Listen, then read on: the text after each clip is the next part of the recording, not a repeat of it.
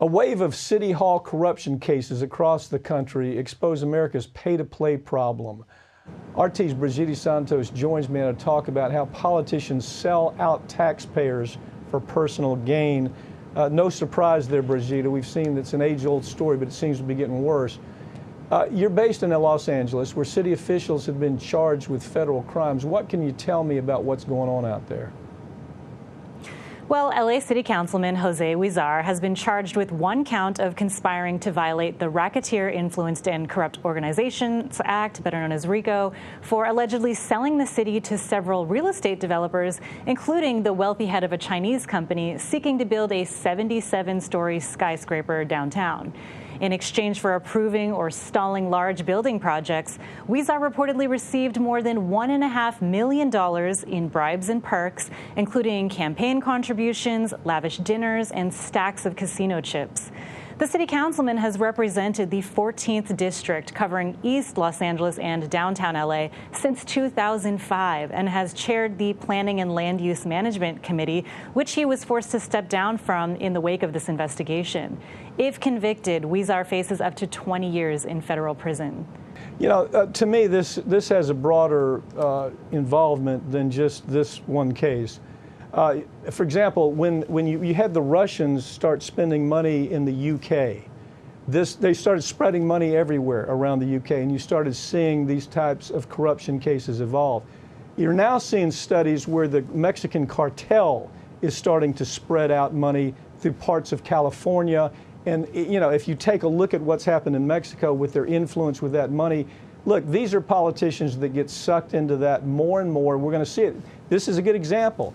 Chinese came in, they wanted to build. They don't need to follow our laws. They'll spread money around where they want to spread money around. And that's what we're seeing a big way, it seems like, in California right now. Were any other LA officials involved in this case?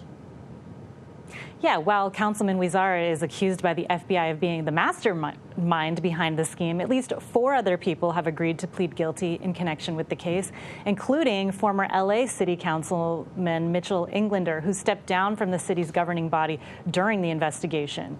Now, Englander has been accused of obstructing the inquiry, accepting a paper cup filled with $10,000 in cash from a real estate business person, taking thousands more in cash, and of accepting escort services. Englander also sat on the City Council's planning committee and served as a reserve officer with the LAPD. He faces up to 5 years in prison, so you can see how widespread this problem is. Yeah, well, it's widespread. Again, you're seeing more and more stories where they're drawing parallels. And, for example, there are third world countries where there is no police department that's not corrupt. There is no politician that's not corrupt. The judiciary is corrupt. The media is corrupt.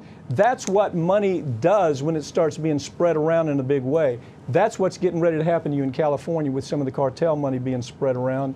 And I got to tell you, the same things happen in places like New Jersey and Atlanta. In recent weeks, similar City Hall corruption cases have popped up in those places, New Jersey and Atlanta. How are politicians peddling influence in exchange for money? What's their new game? Yeah, since the end of June, current and former public officials at opposite ends of the country have been charged in sweeping corruption cases, exposing the willingness of politicians to sell the authority of their public office for personal gain. These cases in San Francisco, Atlanta, and New Jersey involve shady backdoor deals with envelopes, paper bags, and cups of money delivered in restaurants, parking lots, political fundraisers, campaign headquarters, and even in hotel bathrooms. And it's on both sides of the aisle. You have Republican and Democratic public officials taking bribes and engaging in fraud, money laundering, tax evasion, and more in exchange for granting contracts and jobs to those who pay to play. These cases are very similar. Government contracts are supposed to go to the companies that do the best work for the lowest price, since taxpayers are the ones footing the bill. But there is not enough oversight, and there are far too many loopholes that give way to this rampant corruption. Yeah, politics and corruption has long been a story in LA, but I just think there's another aspect to it, to where it's almost reaching that level where when we analyze the lack of law in a third world country, we're kind of seeing similarities right now here in the U.S. Thank you for joining me, okay? Thanks, Mike.